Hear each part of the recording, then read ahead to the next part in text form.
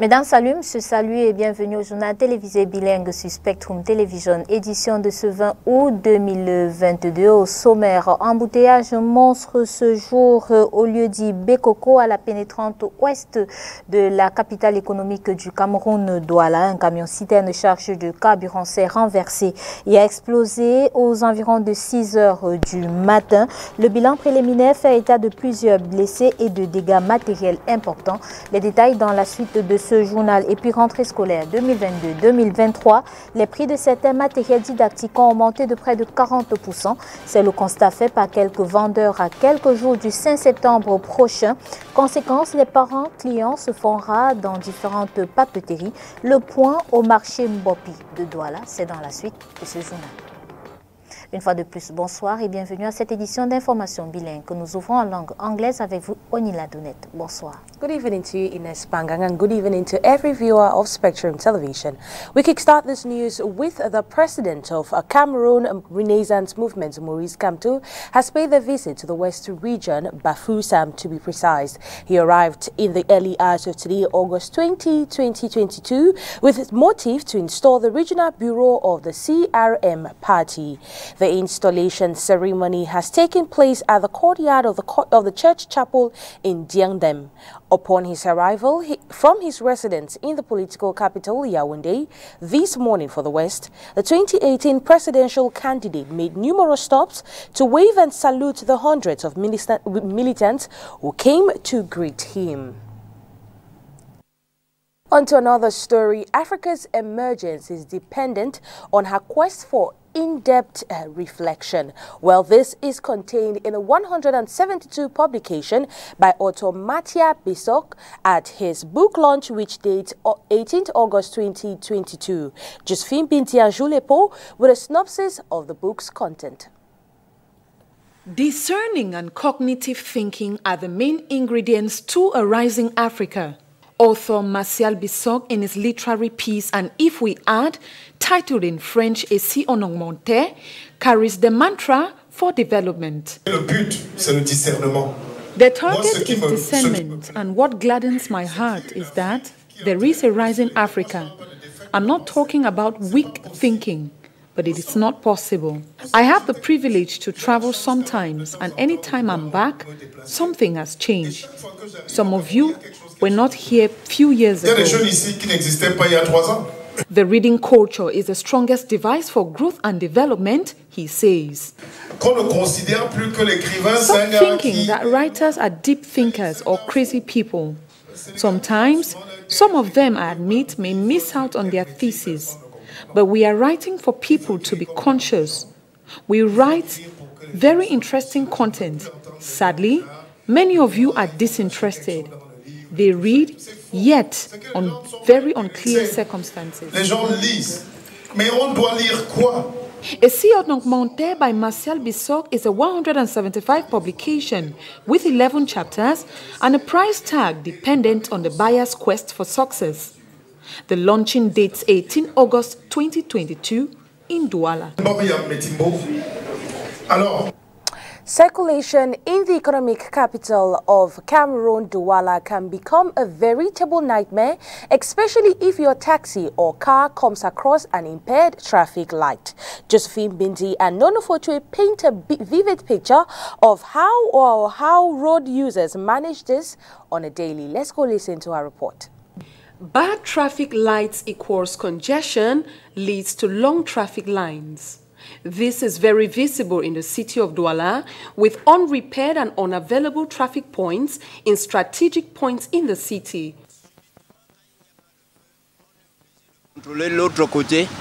If the lights are bad, we have to observe the other end of the road, because if it's red across, automatically it is green on the opposite side. When it's not working, we follow instincts and we have to be vigilant. In the driving school, we were taught to respect traffic lights, but unfortunately, most of them are bad. So if I come across such, I will be prudent. Je suis obligé d'être prudent. Je regarde à gauche et à droite et puis je m'engage. To ease circulation, uniformed officers attempt to control the almost impossible lines on the roads manually. a situation which may sometimes not produce the desired results, leaving road users to instincts and social responsibility. Carrefour, quand il n'y a pas le feu. At the junction, if there is no traffic indicator, I will verify the presence of a police officer. If he is present, it is a perfect replacement for the lights. If he is not, I will verify what is of utmost priority. Et je laisse également la priorité à ceux qui ont le droit. Commercial bike riders, on their part, see it as a golden opportunity to make use of the roads. I just pass across. What should I do? I move. Private cars violate this principle and violate other parts of the roads. They are leading in bad example. Given that traffic signals are indispensable to the free flow of movement, their repair and maintenance is of utmost importance to the free flow of movement in the city of Douala. Comme annoncé en titre, un embouteillage monstre perturbe la circulation au lieu dit Bekoko, à la pénétrante au ouest de Douala. Un camion citerne chargé de carburant s'est renversé et a explosé ce 20 août 2022 aux environs de 6 heures du matin. L'incendie résultant de cet accident a complètement brûlé un petit camion transportant des planches. Les magasins du côté droit de la route ont également été détruits par le feu. Les pompiers ont empêché les flammes de se propager davantage. Les forces de l'ordre et les autorités administratives sont descendues sur le site. Le bilan préliminaire fait état de plusieurs blessés et des dégâts matériels importants. Rentrée scolaire 2022-2023, les prix de certains matériels didactiques ont augmenté de près de 40%. C'est le constat fait à quelques jours du 5 septembre 2022 par les vendeurs au marché Mbopi dans la capitale économique du Cameroun. Conséquence, les parents se font rares dans ces différentes papeteries. Reportage. Les prix de certaines fournitures augmentent de plus de 40% cette année scolaire 2022-2023. Une hausse des coûts qui s'applique aux consommables issus de l'importation. Les fournitures scolaires sont disponibles, malgré les prix qui sont énormément chers, depuis l'importateur quoi. Et en ce qui concerne la production locale, les fournisseurs ont augmenté les prix au moins à de 40% par rapport au prix appliqué l'année dernière. Ou des producteurs locaux de cahiers et autres matériels didactiques. Je prends l'exemple de Safka qui a augmenté les prix, Samco qui a augmenté les prix, Société Citracel qui a augmenté les prix. Donc c'est les trois fournisseurs locaux, à ma connaissance, qui a augmenté les prix au niveau du prix d'achat par rapport à l'année dernière. Conséquence, à quelques jours de la rentrée scolaire, les clients se font rares dans ces papeteries du marché Mbopi à Douala. Les parents viennent en compte-gouttes, beaucoup se plaignent des prix. Puis lorsque le fournisseur augmente, nous les distributeurs, nous on est obligés d'augmenter aussi. Donc tout ça, c'est le consommateur final qui est les parents qui subissent le coût. Donc lorsqu'un client entre, il observe et puis il ressort pour aller voir si c'est mieux ailleurs. Et vers la fin, il voit que c'est le même prix partout. Et puis choisir là où il peut faire ses achats. Actuellement, nous sommes en attente des parents parce que tout va au ralenti. Tout va au ralenti. Vous-même, vous avez constaté, tout est calme. Il n'y a pas d'affluence. On ne sait pas si la rentrée est proche ou c'est la dernière minute qu'il y aura l'affluence. Nous ne savons pas trop. Nous attendons. Voir. Ces commerçants, conscients des effets de l'inflation actuelle au Cameroun, espèrent tout de même faire de bonnes affaires à l'approche du 5 septembre prochain, jour de rentrée scolaire. Out of these bookshops into tailoring shops, these tailors have one and the same complaint as others, and that is the inflation currently happening in the Cameroon is definitely affecting business and resumption. Let's go listen to this report as prepared by Katrin Kone. Ahead of the 2022-2023 academic school year, some tailors and seamstresses in the city of Douala have kick-started preparation. Uniforms for different institutions are already made for pickup. According to these tailors, the back-to-school this year seems different as parents are yet to place order for the kids' uniforms. It's with a different. Slow down. There is nothing signifying like this year we will even have something like back-to-school. Depression, everything.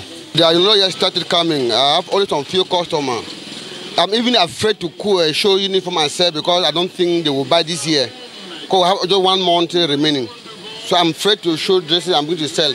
But anyway, by next week I will start selling the uniform, even a bit. The slowdown in business, I say, is due to the current price inflation. Economic activity down, especially as far as our domain is concerned.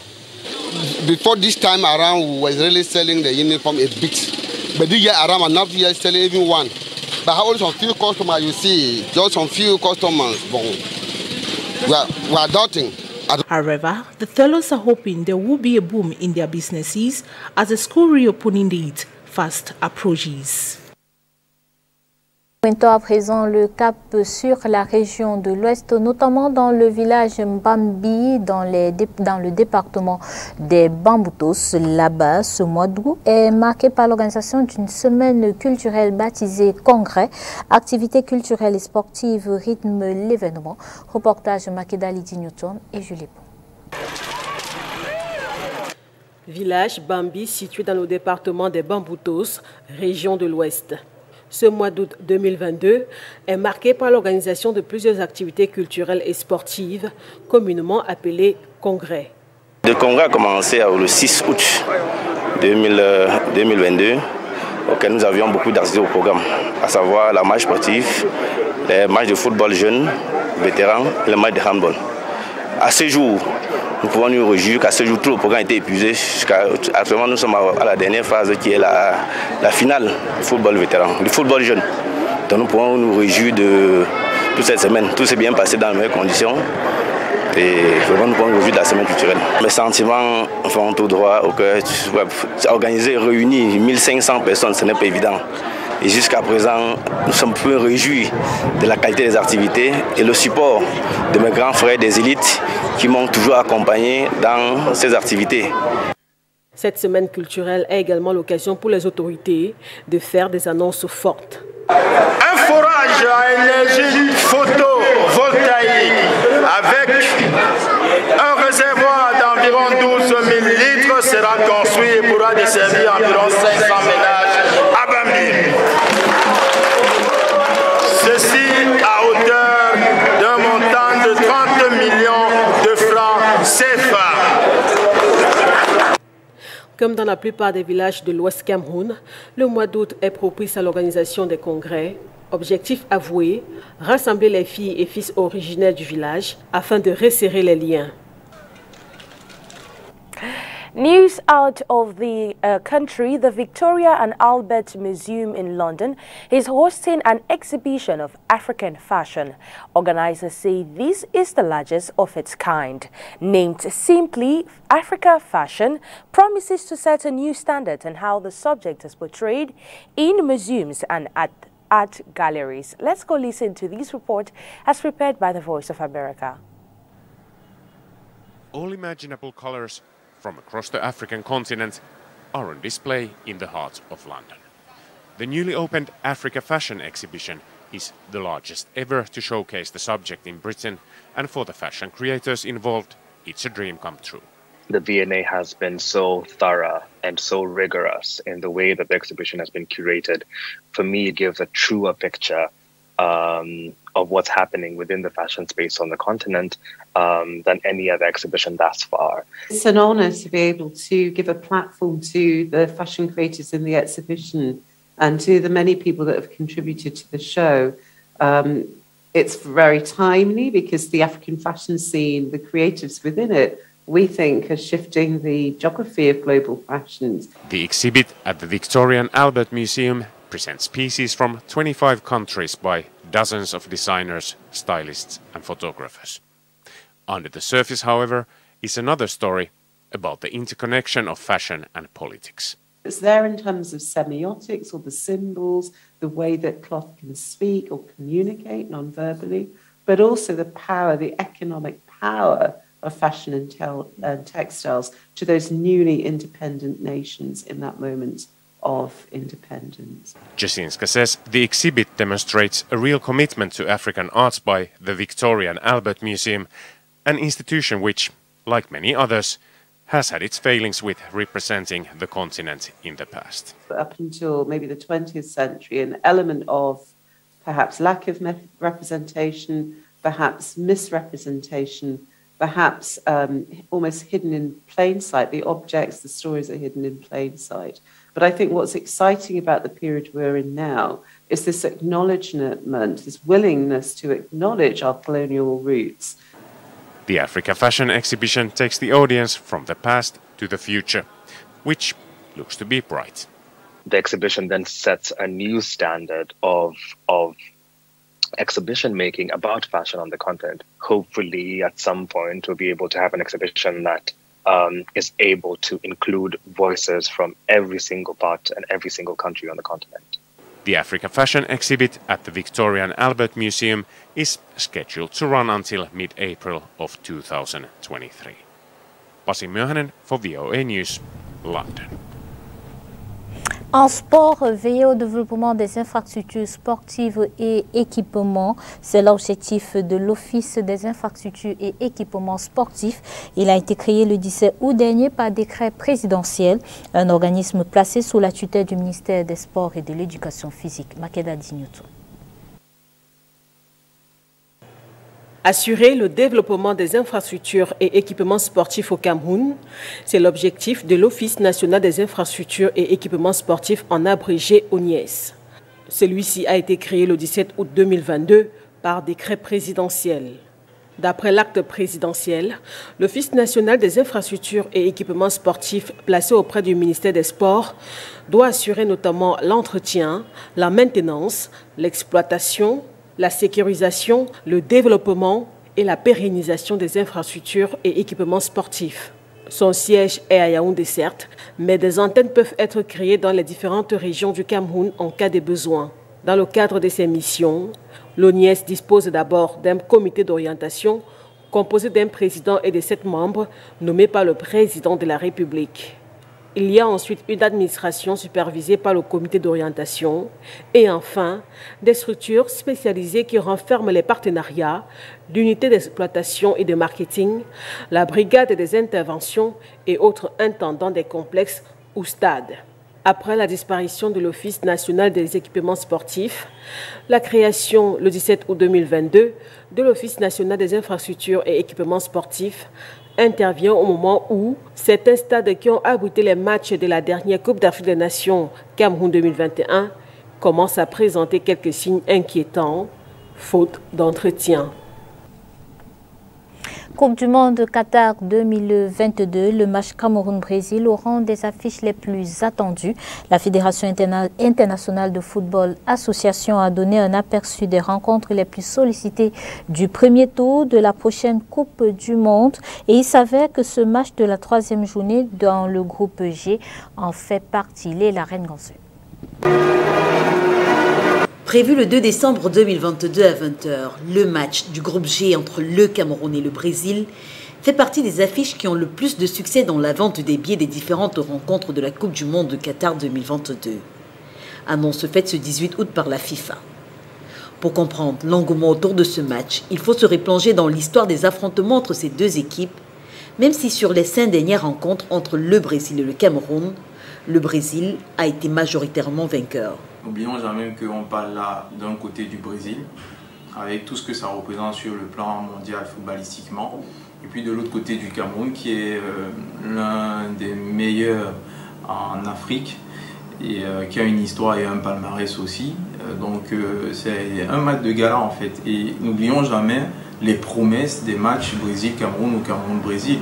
On se souvient du match en Coupe des Confédérations avec le but de Samuel Eto'o. On se souvient de ce match retentissant lors des Jeux Olympiques 2000 où le Cameroun passe mais le scénario est juste extraordinaire. Donc ça reste un match quand même de gala. À en croire Georges Bimbe, rédacteur en chef de Radio Sport Info, à côté de l'histoire qu'ont pu écrire les deux équipes dans le football mondial, il y a également le fait que chacune des deux regorge de talents individuels évoluant dans les plus grands clubs. Et donc, tout est possible à l'issue de cette rencontre. Et au vu de la physionomie du groupe, en se disant que oui, tout le monde imagine les deux équipes peuvent en arriver à jouer le troisième match étant qualifiées, mais ça peut aussi se passer autrement, c'est-à-dire les deux équipes peuvent se retrouver à jouer le troisième match, aucune d'elles n'est qualifiée, donc ça rajoute encore du piment à ce type de match. Fort de tout ça, je comprends entièrement que beaucoup de personnes aient déjà envie d'avoir le ticket du côté de Qatar pour ce match. Je terminerai en parlant des individualités du côté du Brésil. N'oublions pas que de ce côté, tu as quand même des joueurs comme Neymar et Vinicius. Et je pense que le Brésil, de toutes les façons, tous ces matchs seront des matchs suivis. Et si en plus le Brésil joue une équipe comme le Cameroun, avec tout ce que j'ai dit précédemment, je comprends parfaitement que ce soit le match qu'on ne veut pas rater dans cette poule.